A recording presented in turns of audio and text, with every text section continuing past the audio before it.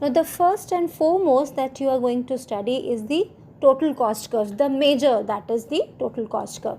Now total cost curve, total cost refers to total obligations, that is the overall expenditure of the that is incurred by the firm in producing any given quantity of output. This is the sum total of all expenditures which are incurred in producing a given quantity of output.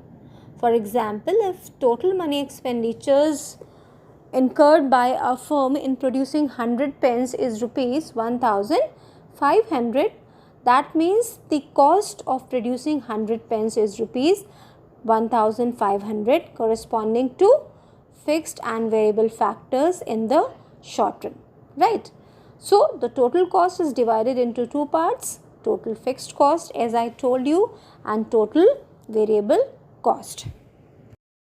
Total fixed cost refers to the total cost incurred by the firm on fixed factors of production, that is those factors that remain fixed in the short run, like capital, machinery, land, etc. Now there are certain features or characteristics of total fixed cost. First is that total fixed cost, we can also refer to it as TFC. It is independent of the level of output. I already told you, because the factors of production, the amount of these factors of production cannot be increased or decreased. It cannot be changed. So whatever be the level of output, the cost of fixed factors will remain the same, and so we are saying the total fixed cost is independent of the level of output, that it remains the same irrespective of the size of production. Next feature is that this total fixed cost includes rent on capital invested. These are the examples. Then salaries to the permanent staff, insurance, property tax, all the expenses which are of permanent nature, which cannot be avoided by the firm, they fall in the category of total fixed cost. Then the very important thing is that total fixed cost can never be zero, as it has to be incurred by the producer even when the production unit is non-functional. That is, even if nothing is produced, even if the firm is closed, then too total fixed cost is incurred by the firm, right? Hence fixed cost is also known as unavoidable cost, the cost which cannot be avoided by the firm, whether the firm is taking up production or not. And then last about total fixed cost is, it is also known as supplementary cost or overhead cost. Next is total variable cost or TVC. Now TVC refers to the total cost incurred by a firm on the use of variable factors broadly. Then TBC is dependent on output. Like we said about TFC, that it is independent of the level of output. For TVC, we say that TVC is dependent on output, that is, it varies directly with the size of production, increases with the increase in production, and decreases with the decrease in production. TVC is also known as price cost or direct cost. Examples of TVC are cost incurred on casual and temporary workers, raw materials, transportation, fuel, etc. Right? This is all about total variable cost.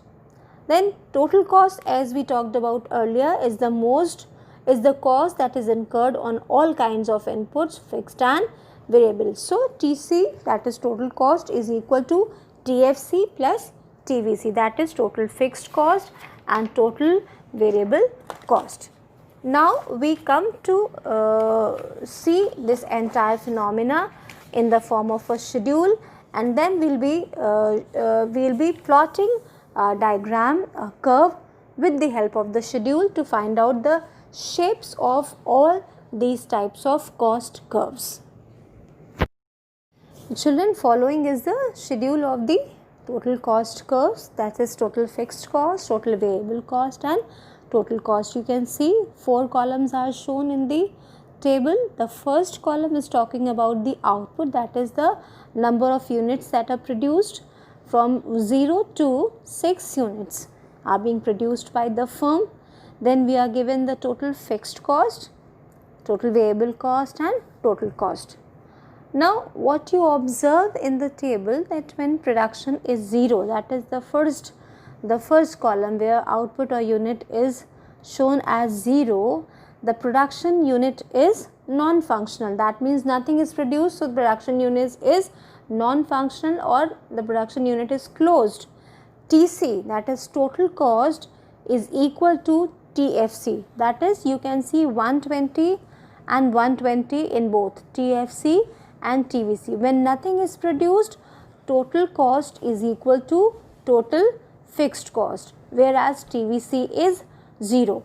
So what we can see that when nothing is produced at the 0 level of output, TC is equal to TFC. And why this is so? Because I have already told you that even though the firm is not producing anything, it has to incur the fixed cost on the fixed factors of production, whereas TVC is not at all, variable factors are not at all used, so the total variable cost is 0 over here. Then the second thing that you observe in the schedule is, in the initial stages of production, the TC includes a greater percentage of TFC. TFC is constant amount because total fixed cost is constant, right? We will be seeing this in the diagram also. Total fixed cost is 120 from 0 unit to 6 unit. But what we see in total cost is that at the initial stages of production, total cost is having a greater percentage of TFC and a lesser percentage of TVC, as when production is low, variable cost is low. And why this is so? Because the number of variable factors that are being used over here, they are comparatively smaller, or the total variable cost that is incurred by the firm is much lesser than the total fixed cost. And we already know that total cost is the summation of total fixed cost and total variable cost. Then the third thing that we observe is, in the later stages of production, TC includes a greater percentage of total variable cost and a lesser percentage of total fixed cost, as TFC remains the same at all stages of production and TV increases with increase in production. This is very much visible in the table that TVC is increasing from 102, the third unit you can see 102, then 132, then 170 and then 234. So what we can see is, now TVC is a greater percentage of total cost. Now the same can be shown on a diagram, on a curve with the help of this schedule. Alright children, so we have come to the diagrammatic part. The schedule is shown to you in this slide. You can see the schedule and you can refer to the diagram.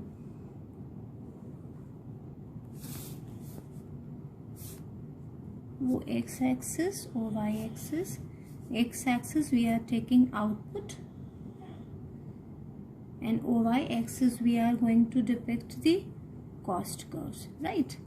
The first and foremost cost curve that we will be taking up is TFC, right? TFC. And for TFC we have already talked that TFC curve, as it is shown in the table also, this is constant at 120. So here also we are depicting TFC curve as constant parallel to x-axis. We can say for TFC curve that it is shown in the diagram, it is represented by a horizontal straight line, right, to x-axis as it remains constant for the entire range of output.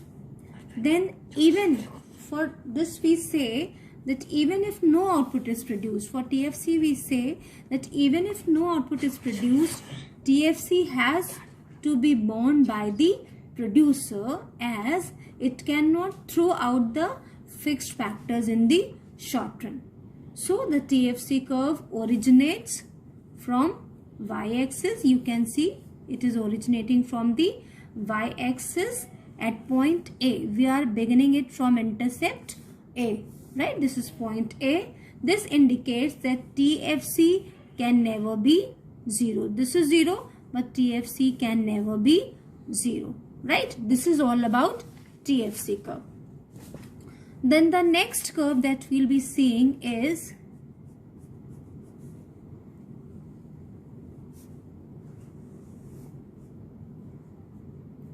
TVC curve. Now what do you see in TVC curve? That TVC curve is total variable cost curve. Initially it is downward concave and then upward concave, right? So what we say about TVC curve is total variable cost curve changes with change in output. You can see the diagram. This is the point, right? This is the distance. This is the distance between TVC and TFC, right, over here. This much is TFC and this is TVC, right? So what we say that TFC changes with the change in output. This is the axis where output is shown and it is changing with the change in the output. So the diagram is changing according to the level of output. Now, but the rate of increase in TVC, here we can see that it is the rate of change is changing, right? That the rate of changes or increase is changing. So the rate of increase in TVC varies at different levels of output. So TVC is positively inclined. It is going upward, right? This is positively inclined. Then what we say that TVC increases at a diminishing rate initially, but beyond OQ it increases at an increasing rate. Can you see that?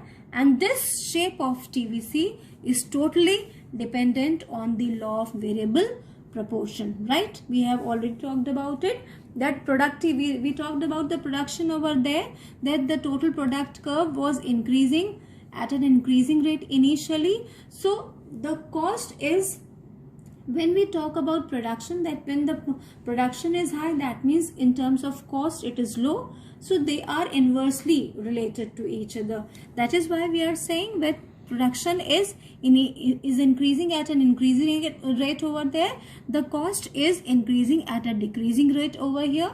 And then when production is increasing at a decreasing rate over there, the cost is increasing at a increasing rate over here. They are inversely related to each other. That is what you mean by law of variable proportion. That TVC is at an initial state is at a diminishing rate due to increasing returns to a variable factors that we have already talked about, arising from the fuller utilization of fixed factor and greater specialization. That is what we studied in the previous chapter in the first stage, that is the increasing returns. The two causes were given for the increasing returns. One was fuller utilization of fixed factors and greater specialization. For this reason the shape of TVC is like that. And in the later stages TVC increases at an increasing rate. After beyond OQ it is increasing at an increasing rate due to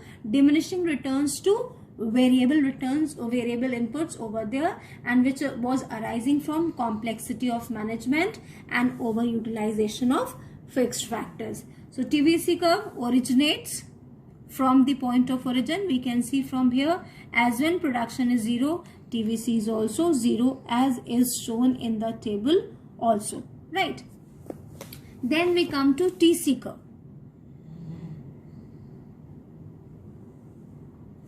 And now there is something that we need to observe over here.